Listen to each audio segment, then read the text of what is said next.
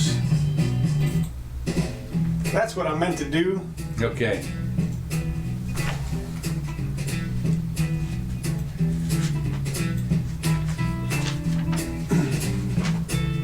Come on, baby. There we go.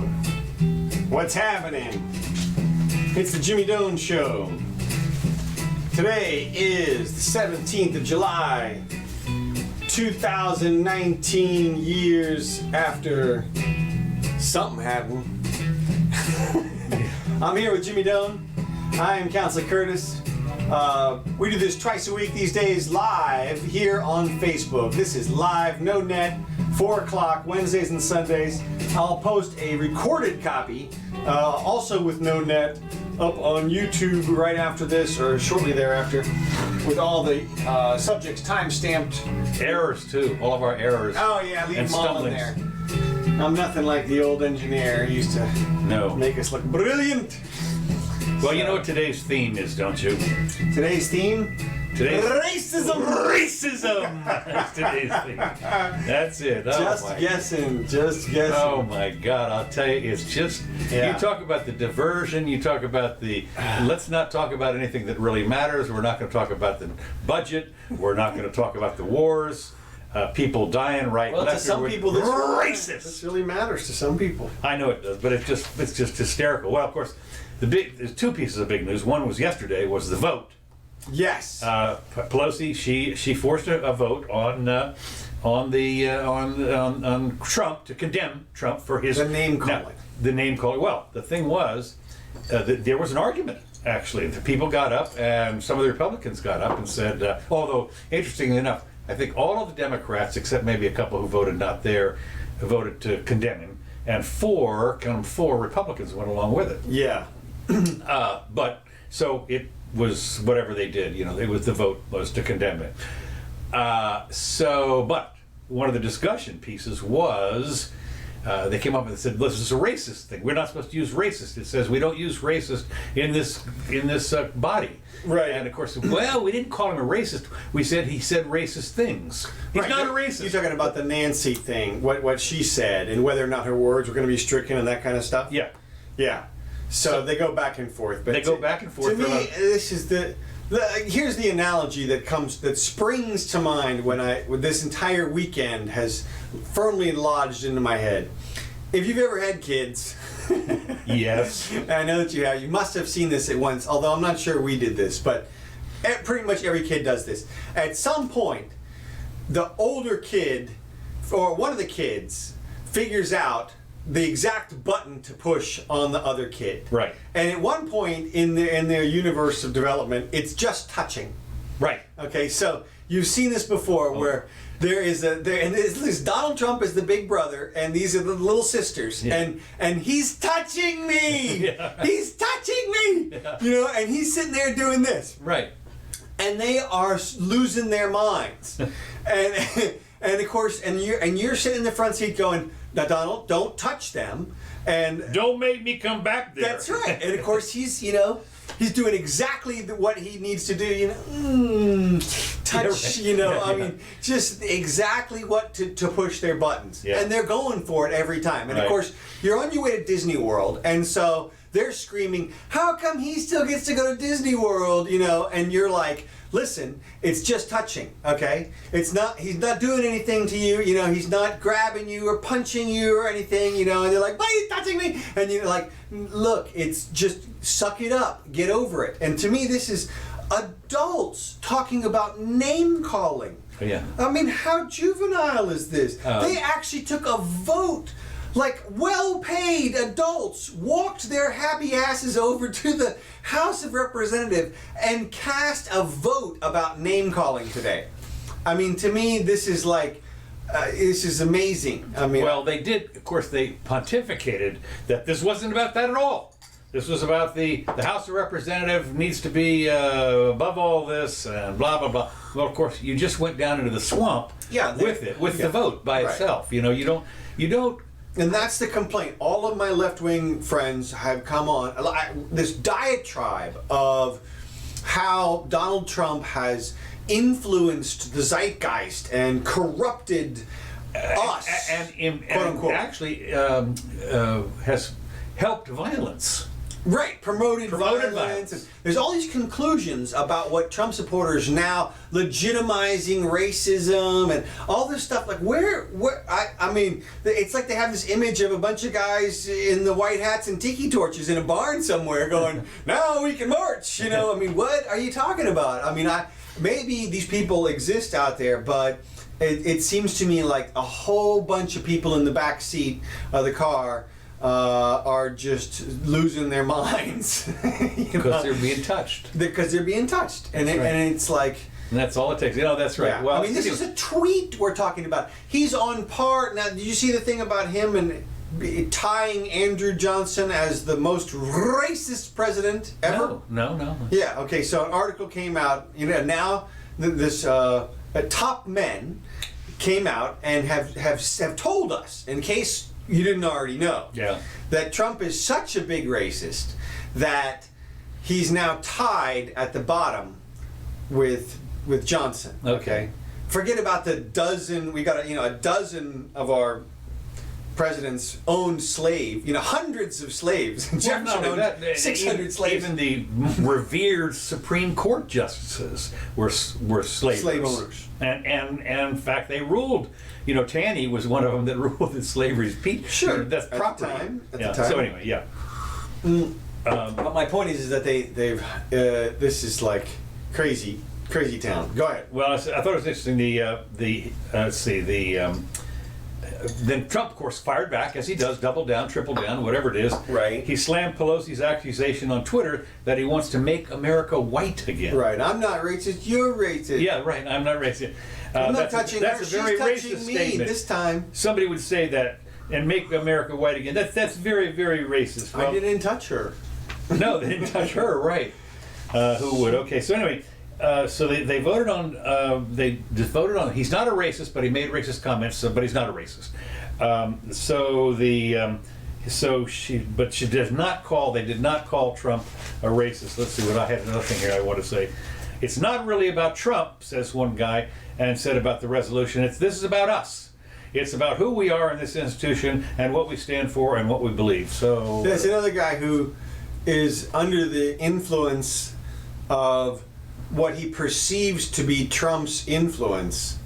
Well, the sponsor of the House resolution, Representative Tom Malakowinski or whatever, he says it's a reality show for him. The reality is for us is that this is causing violence, and that's what it is not. See, that's the inference. Is that, like I said, the Proud Boys, newly emboldened by this tweet, have taken up arms.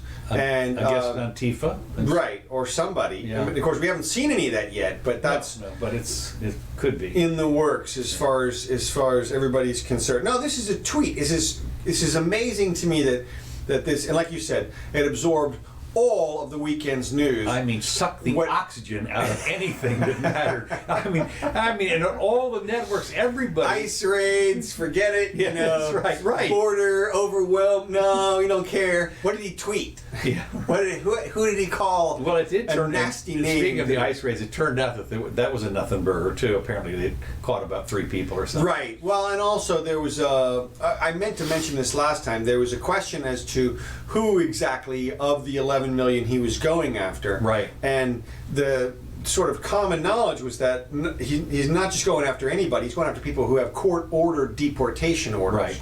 Right. And that means people who've already gone through criminals, the system. Yeah. Right. And so I would imagine you would want them. So anyway, here's another thing that they missed, of course, in talking about the racism of Trump.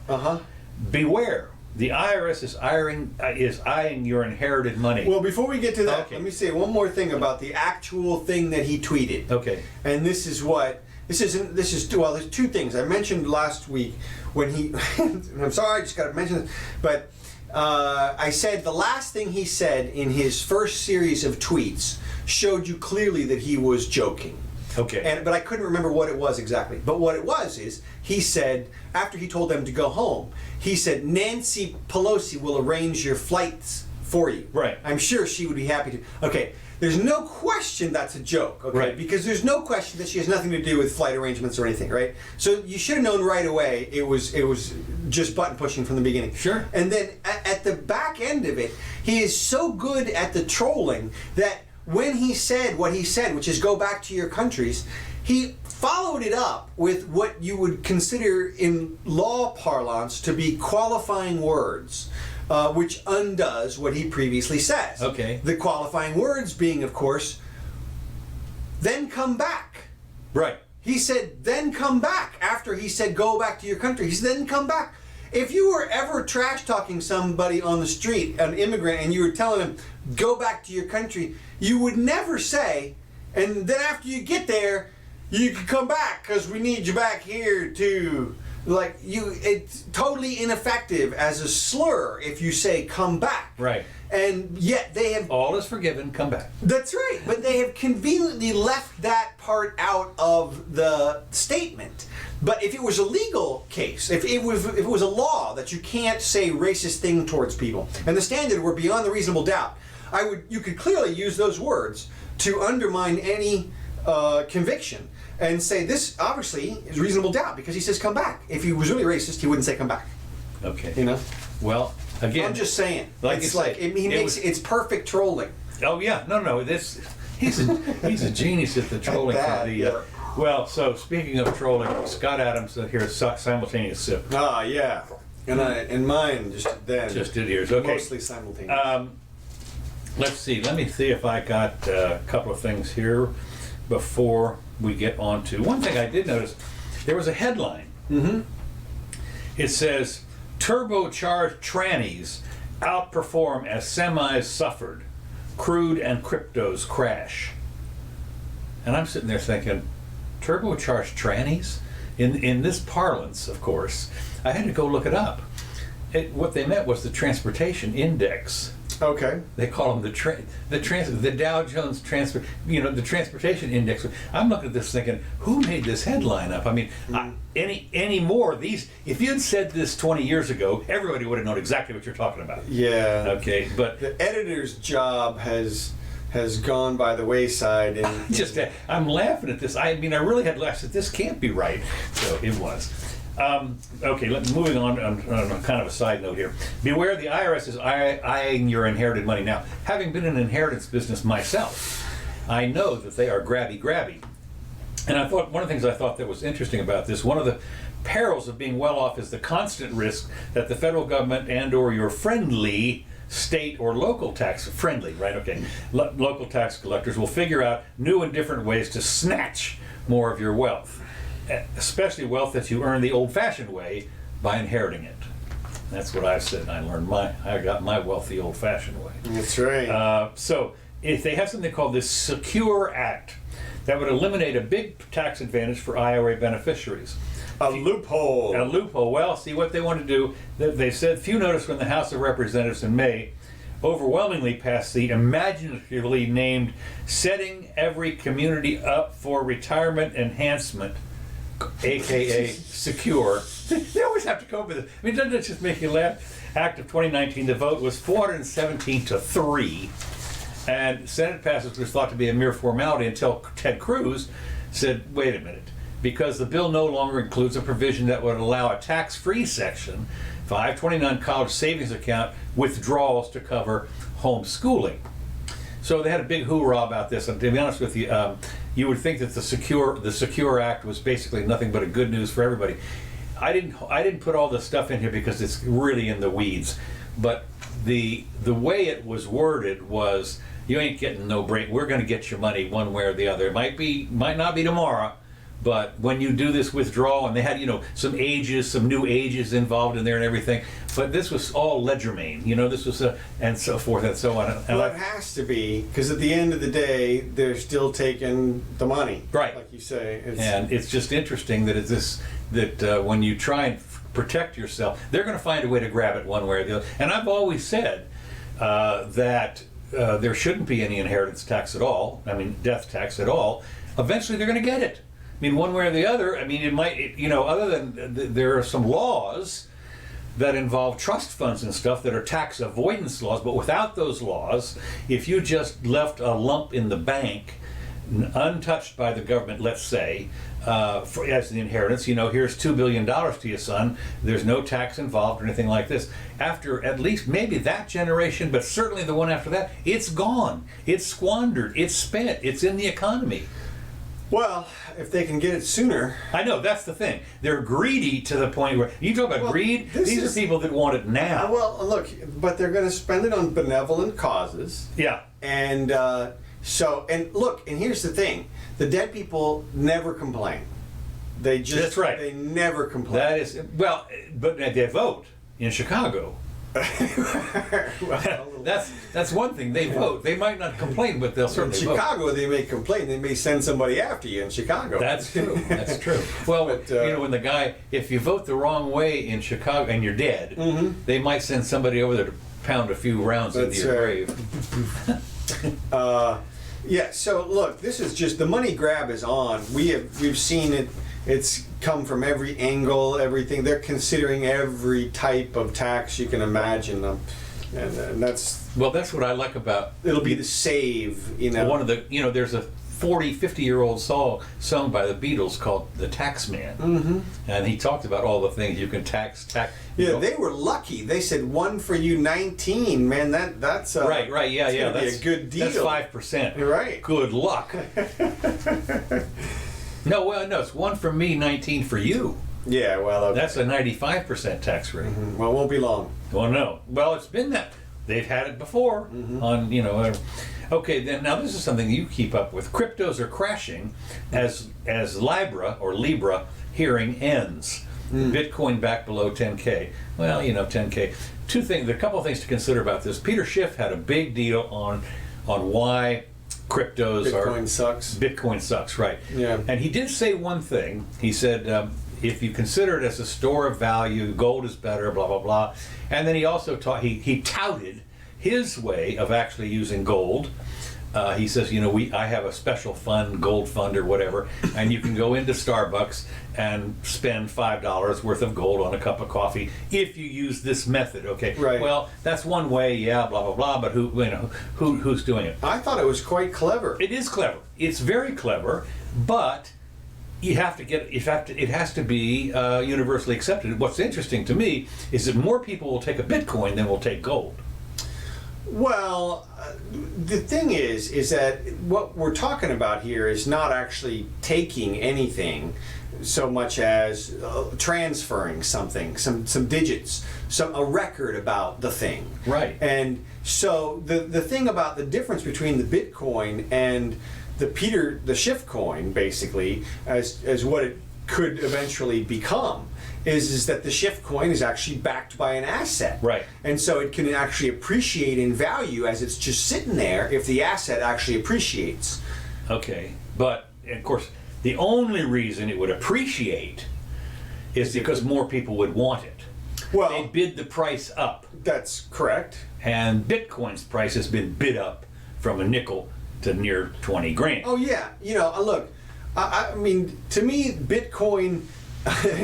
in some ways, it is a short-term store of value. I think that Peter is right in the sense of that in 30 years, your Bitcoin may be worth nothing, whereas your gold may be worth. I mean, it's certainly going to be worth something. Right. It's always worth something. That's right. And but again, as we've seen. It was $1,800 an ounce, went to $1,000 an ounce, in a relatively short time. So from that standpoint, but my point is, what he did complain about was, you don't invest in Bitcoin, and you don't.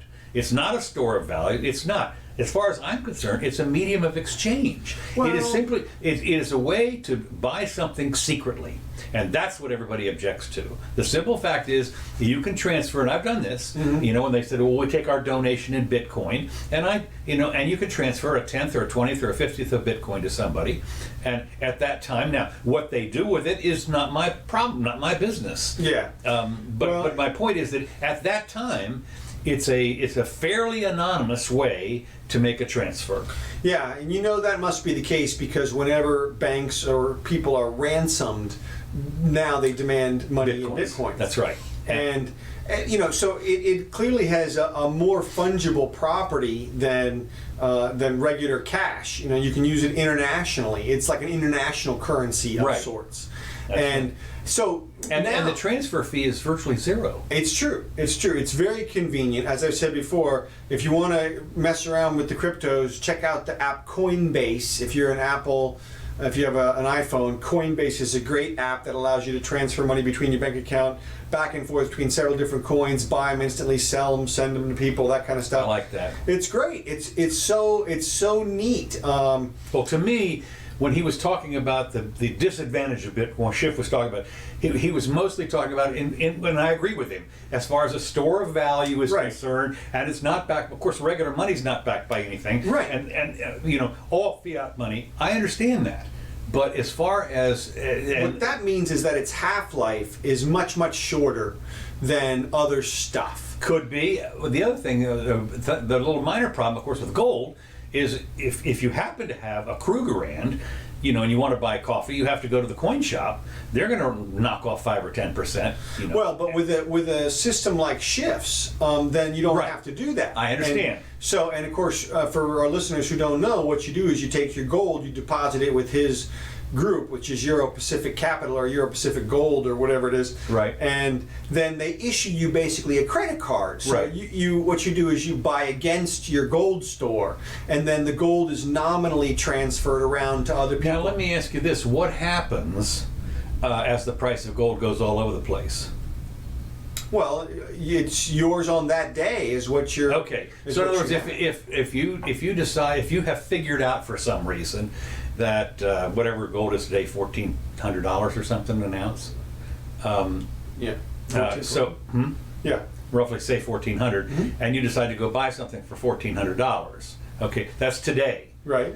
It's an ounce. Tomorrow, if it drops to $1,200 an ounce, and you want to go buy something for $1,400, you have to pony up an ounce. Right. Okay. Just want to make sure. Yeah, I understand. That makes sense. Yeah. And again, I from that standpoint, I can understand. Now, the other little minor thing is, when all else fails, can you call up Schiff Gold and say, "Send me my gold"? Yes. Well, he says yes. Okay. So, and that's what it comes down to. And to me, if he really gets that off the ground, that to me is a real substitution for currency. Oh, I agree.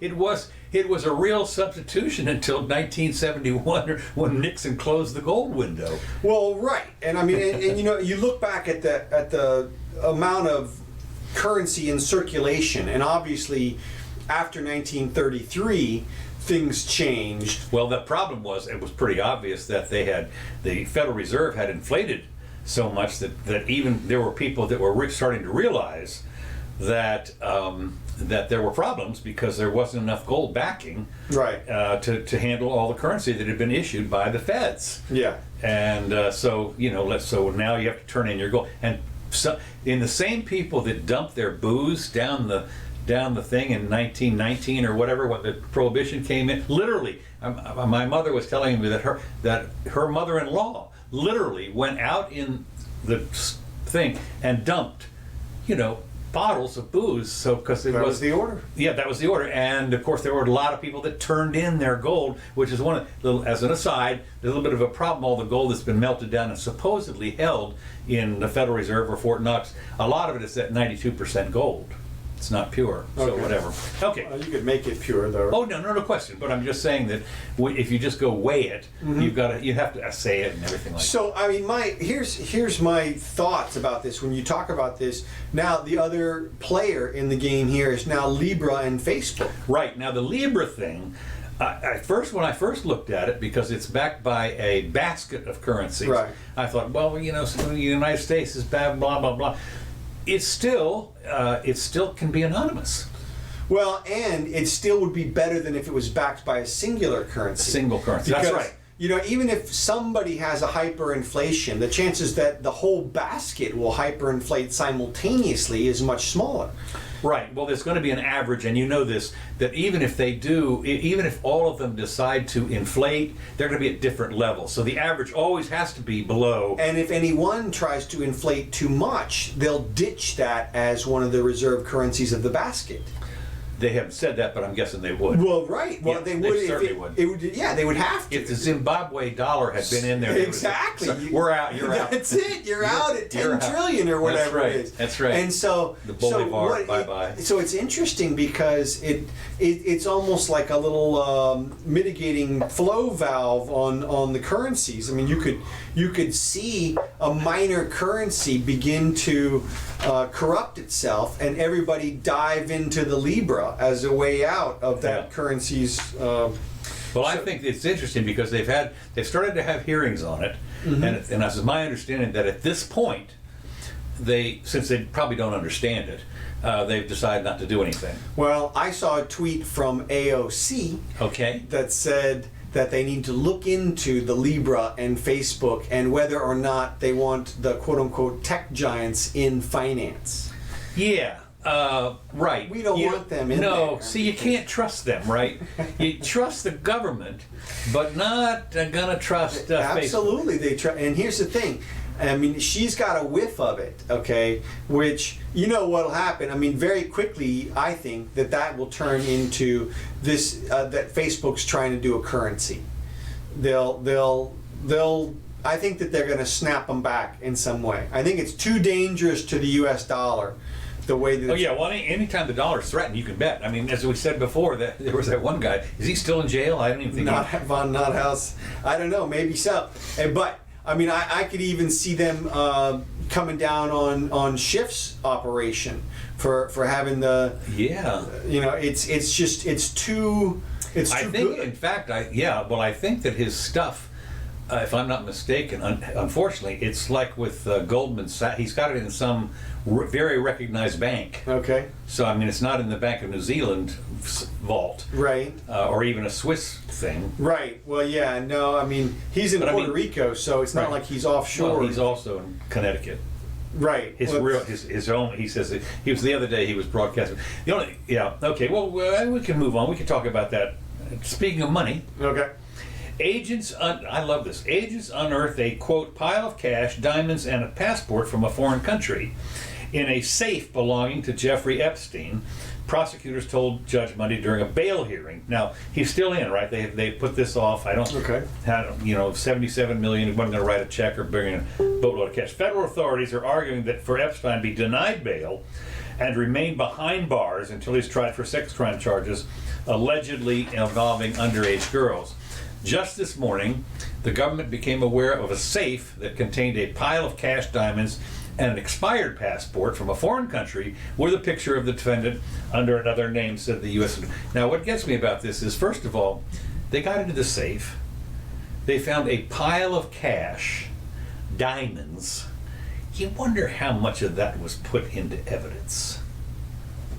What do you mean? What do I mean? Yeah. You're an agent. You've opened this thing up. Oh. There's sparklies everywhere. I mean, there's cash should everywhere. Be a little bit less than the total. Hey, Bob, hold my beer. That's right. Give me a break. Yeah, I don't know. I mean, it's you're. I'm just saying. Right. I'm just saying. Okay.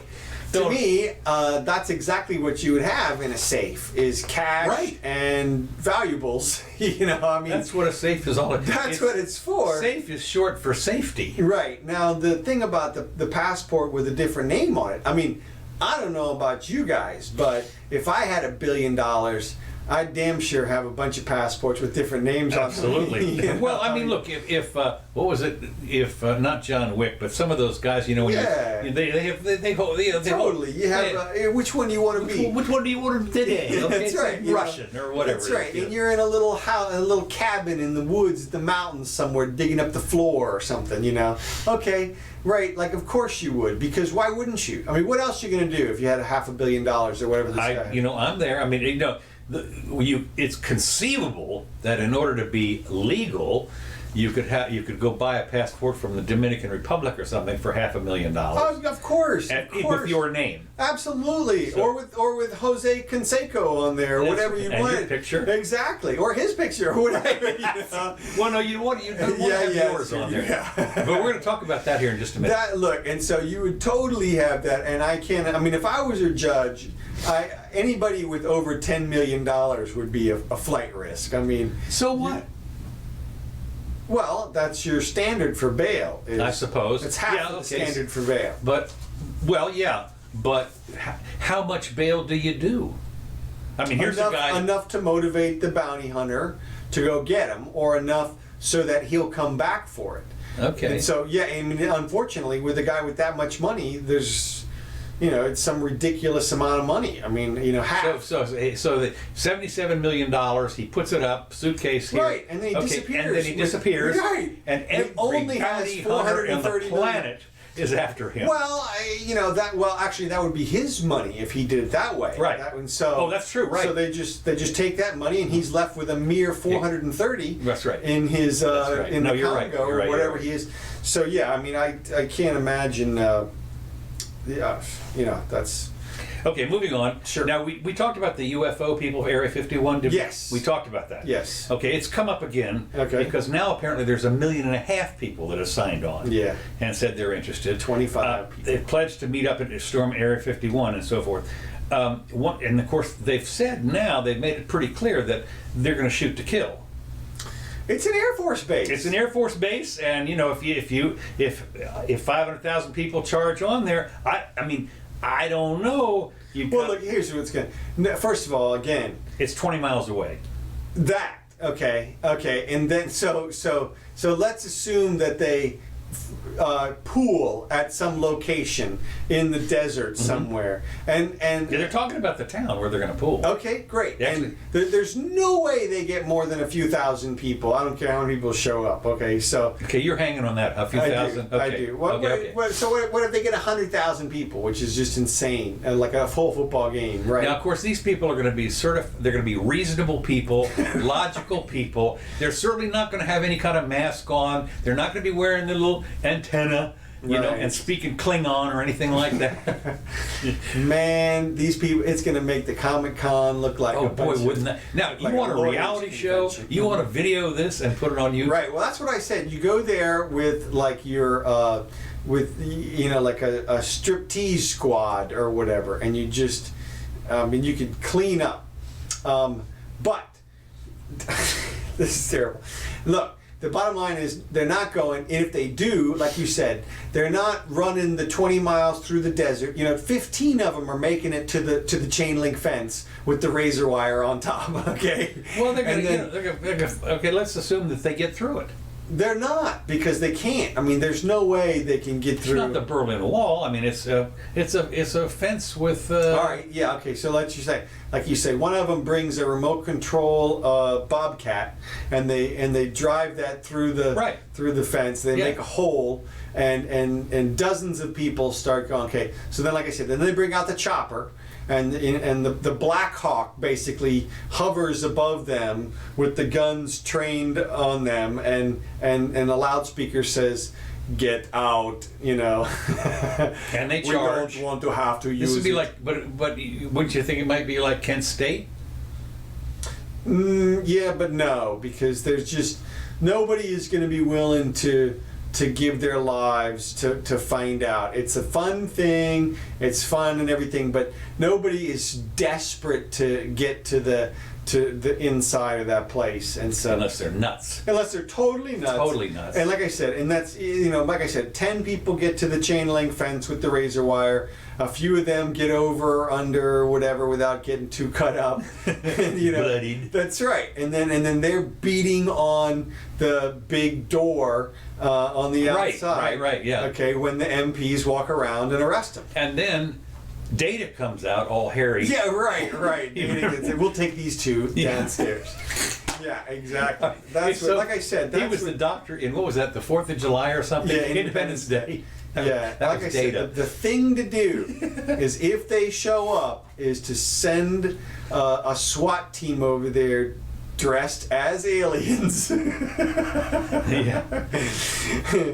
and grab a few of them. And, we are your SWAT team. We are here to. Yeah. That's it. Okay. A mother is outraged after a photobomber flashed her breasts as her grieving family posed for a photo.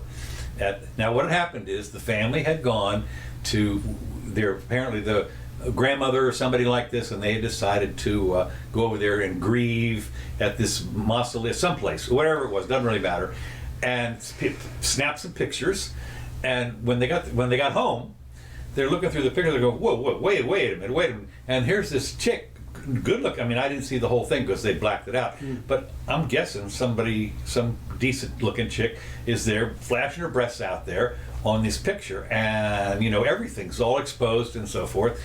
And the people that were there got totally outraged by this. And this is like a day, 2 days, 3 days later, whatever. Was the girl's name Melania? I don't know. Don't know about that. But, well, I'm going to talk about that in a minute here. So anyway, their family rudely upstaged to Garner State Park in Cypress, Texas, to help cheer her husband up. And then they got home. And obviously everybody was cheered up. Got home. Wait a minute, it gets better. They decided they did not notice the flasher at that time. But now they want some kind of retribution. They've decided to post her stuff on Facebook so that nobody would see this. Right, you're right. We were so upset by this. We're so upset. We decided I feel completely disrespected. I just want this person held accountable. She filed a police report and shared the snap on Facebook. And I'm sitting there thinking, what? These are one of those things that it reminds me a little bit of.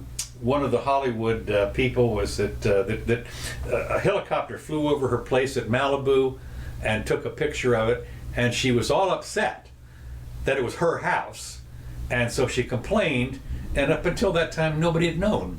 Right. I mean, it went viral. That's where so and so lives.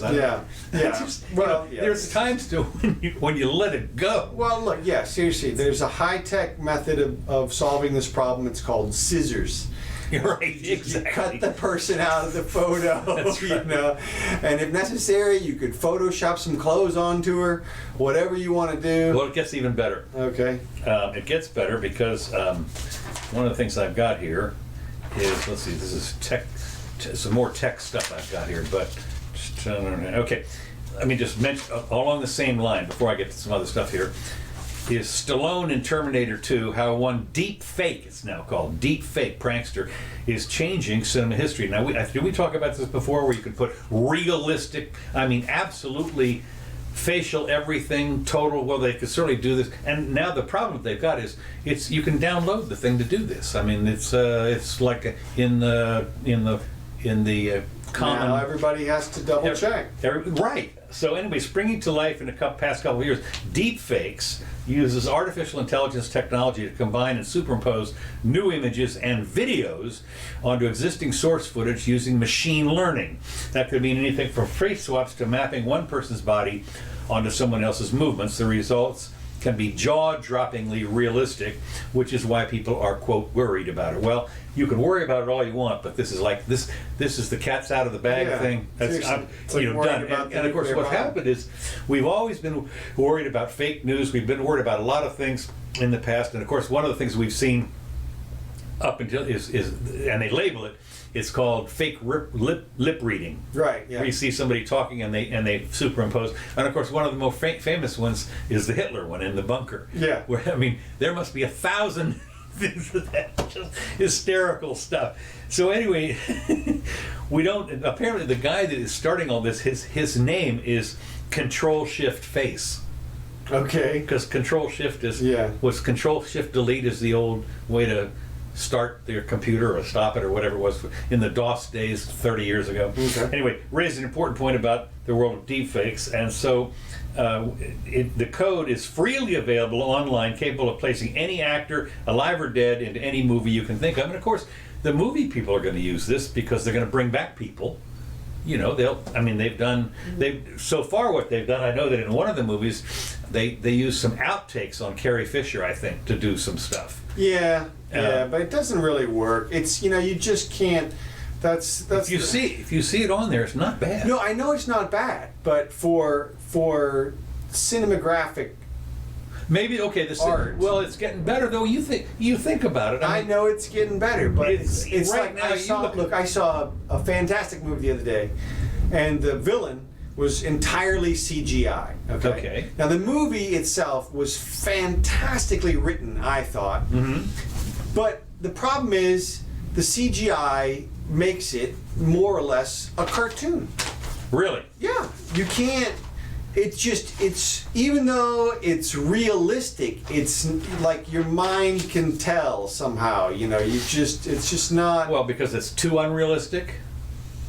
I mean, you look at like CGI dinosaurs in the thing.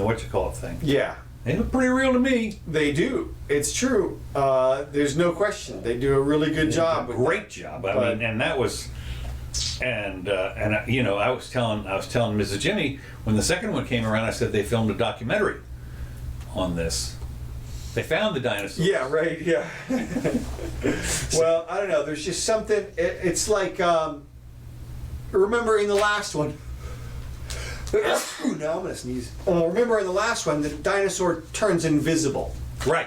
All right. Well, so here's the thing: if they were using like a real dinosaur, that couldn't happen. I mean, you just wouldn't expect that to happen. But because it's it's CGI. It's like things can happen which are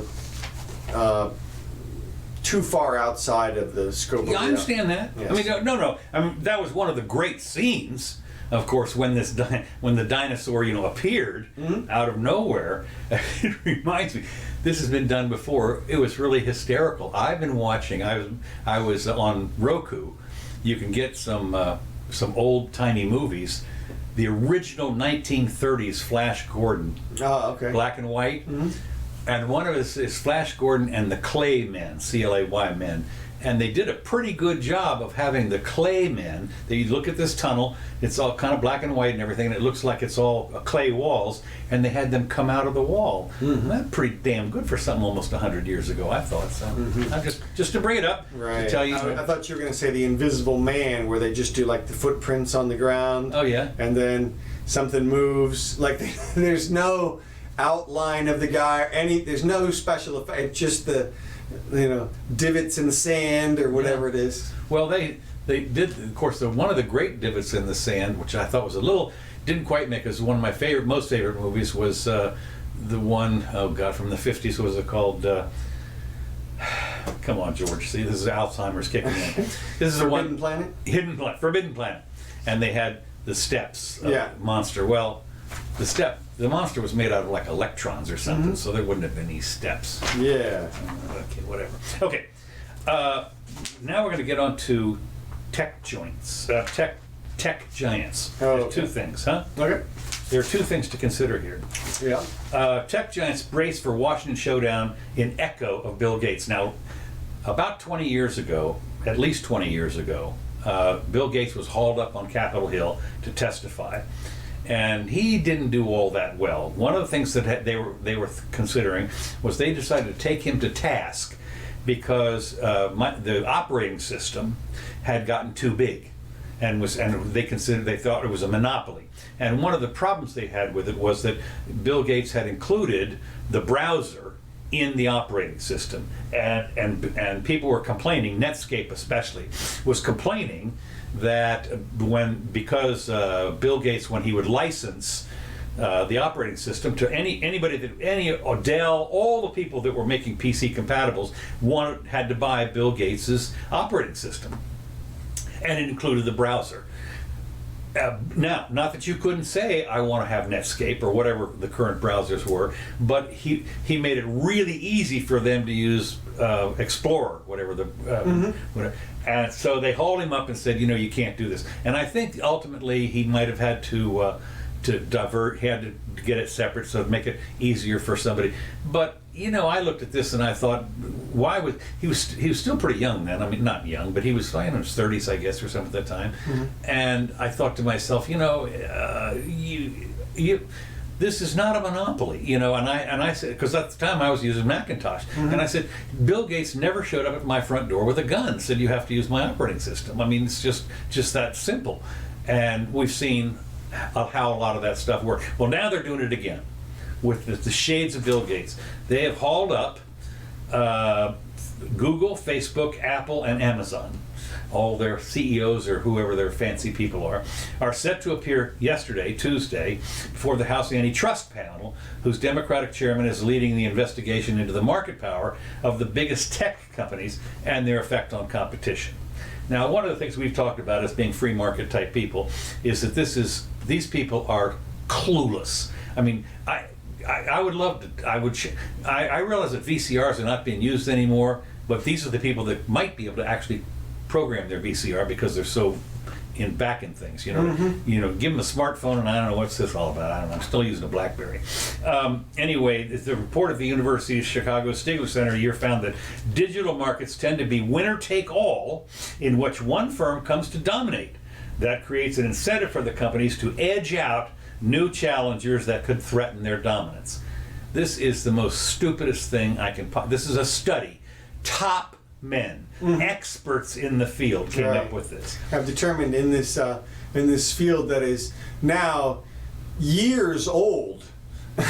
Yeah, years old. Yeah, right. I mean, we're talking about lots and lots of days. Lots of days old. I mean, really. I mean, they can definitively say now which direction this market is going.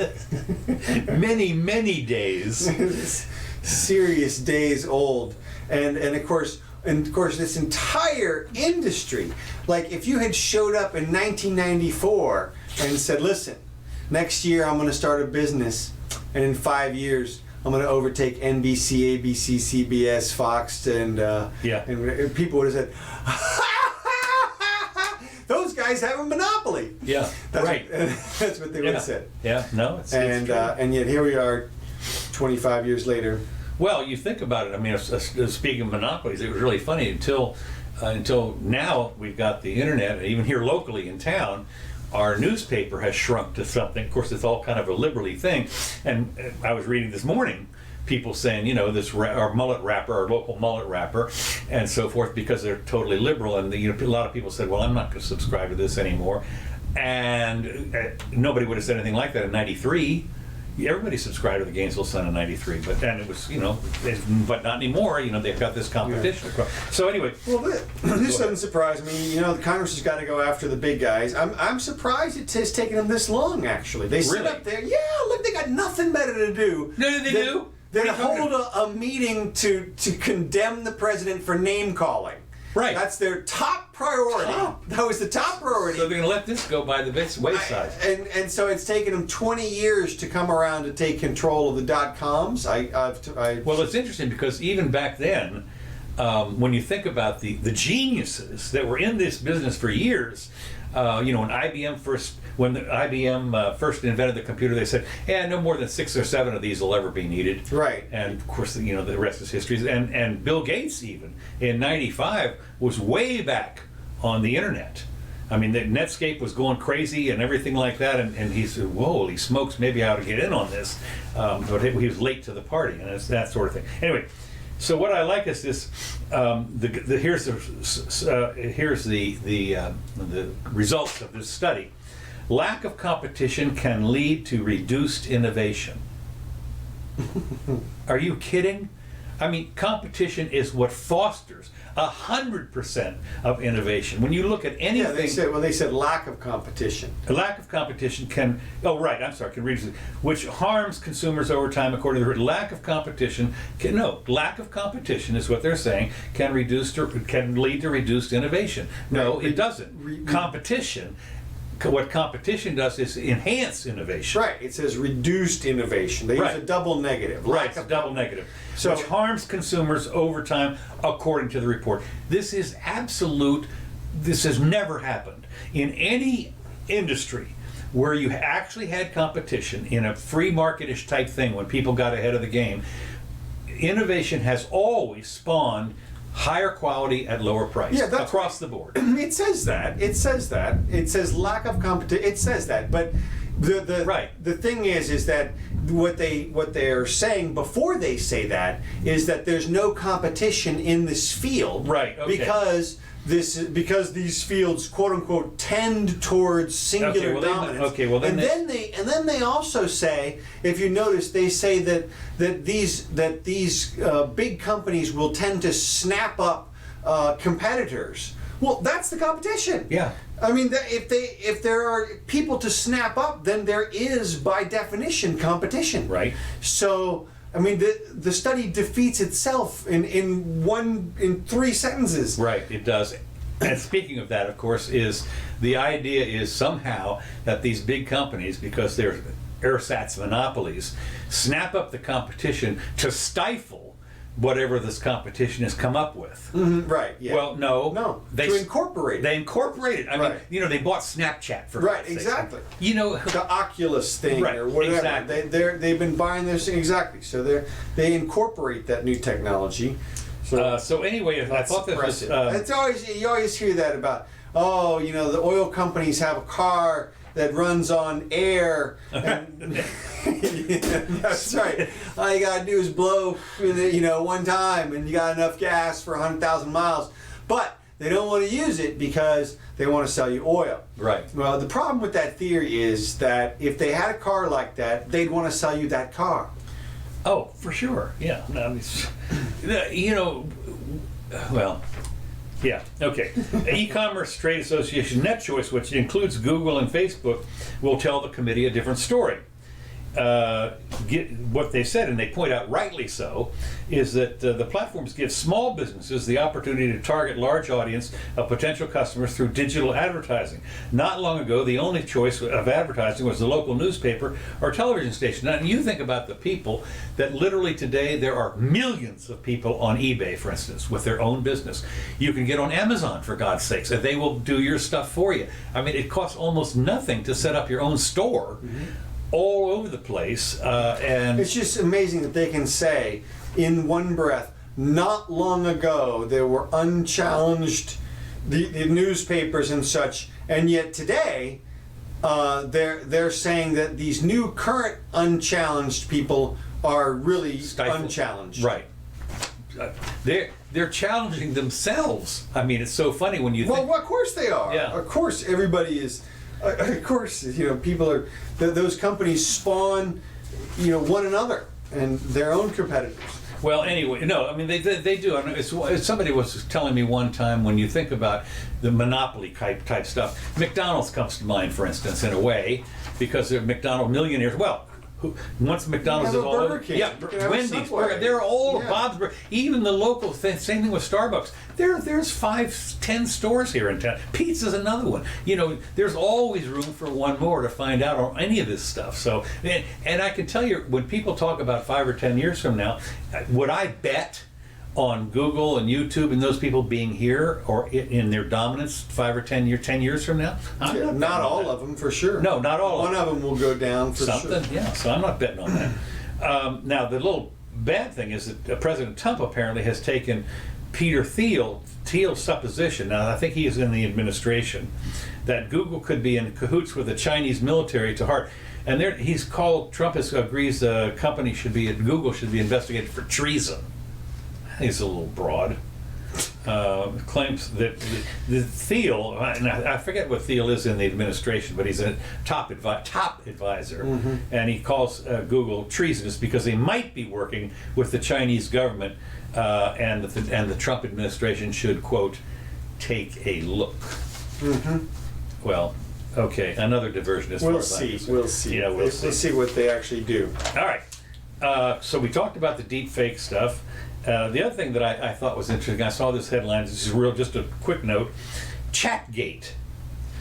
A scandal plunges Puerto Rico governor into a political crisis. Now, just recently, they've arrested a couple of people, the mayor and so forth, for fraud. Really? Oh, yeah. They dragged it. I mean, Mayor San Juan? Or? Yeah, or something like that. They have a mayor and two top people were hauled in, the feds hauled them in for fraud.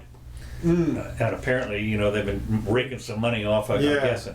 But what I thought was interesting about this, and the way they caught them was, they listened in on their telephone calls or their chats. So guess what? It's called Chatgate. Oh, okay. I love everything is gate. Can you imagine how many people are alive today. There must be untold Somebody millions should of have people. patented that or So, I mean, trademarked it, seriously, man. you think of somebody that was born after 1970 that never understood what Watergate was, for instance. Right. That's, you know, we're talking about 50 years ago. Gate came a meme or a theme, and now It works. I had to laugh. Okay, the next item I've got here, and this is great. The black woman who will be the next. Well, don't you want to the Puerto Rico thing? I mean, I didn't get to the rest of it. I just thought Chatgate was what sprung to mind. oh, so As you far- didn't look into whether or not? I mean, to me, it seems it's interesting that they had such an incredible disaster there.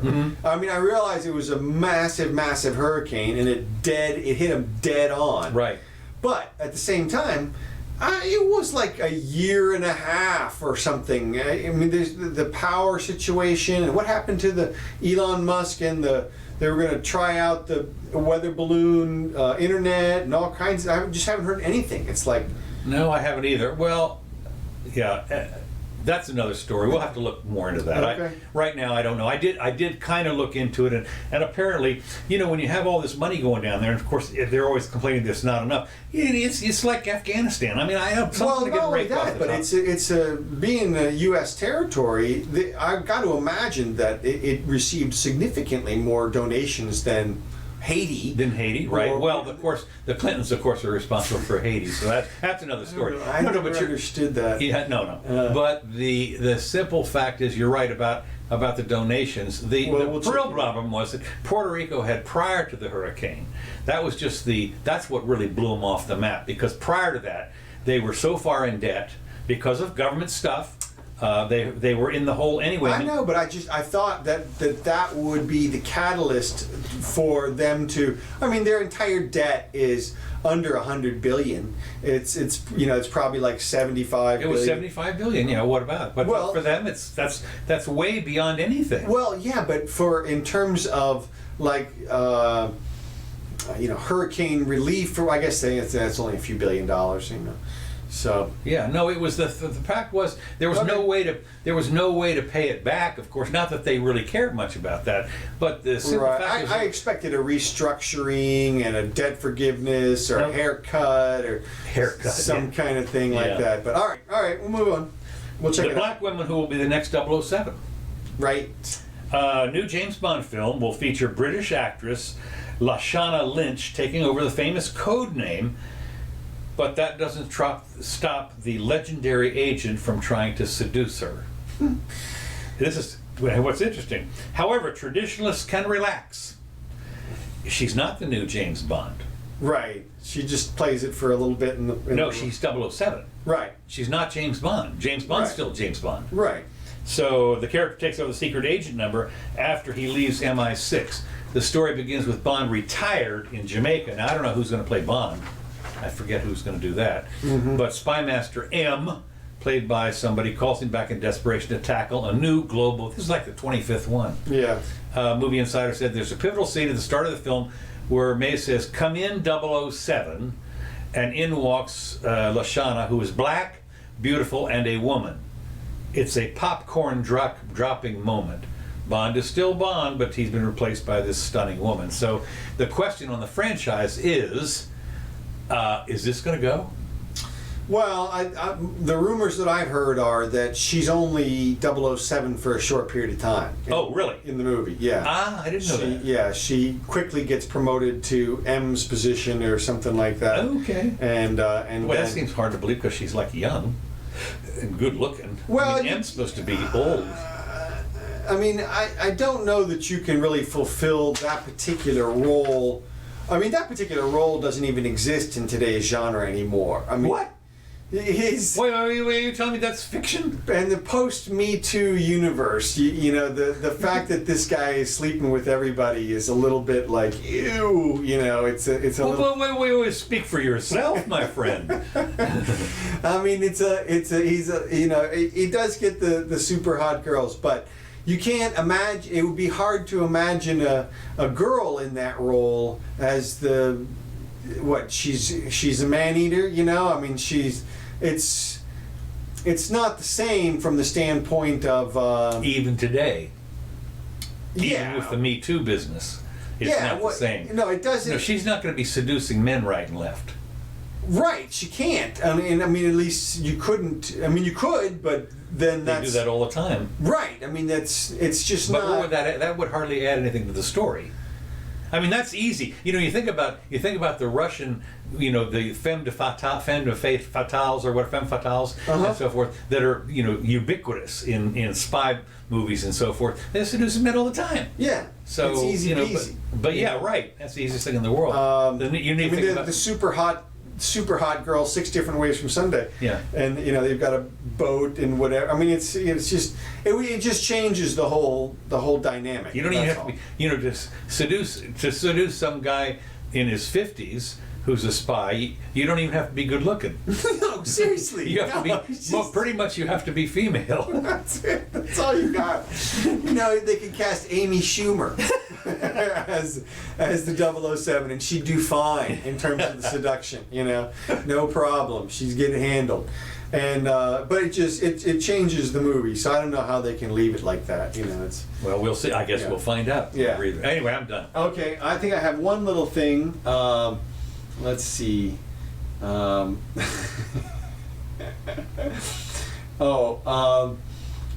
see. We beat that horse pretty dead. Beat that horse. Yeah. Let's see. Okay. One little thing. Florida issue. West Palm Beach. Did you notice this? Yeah. West Palm Beach. I'll just start the music because it's so. West Palm Beach has a cure for their homelessness problem. Which is? They're going to play music over and over and over again all night long in their park where the homeless people sleep.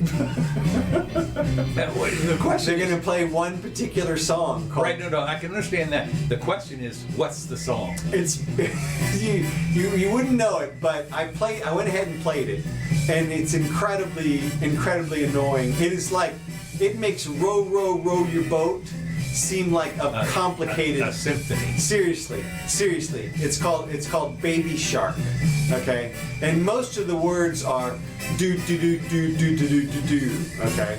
And the other words are Baby Shark, Grandma Shark, Daddy Shark. There's a lot of what they should have done was to have a contest for the song selection, because one of them would have been My Baby Went to the Levee and whatever. What was that song? Oh yeah. Well, that was a 21-minute song. You actually get some variety in that. No. But I mean seriously. Arlo Guthrie and Alice's Restaurant, right? Or like you said, the Levee song.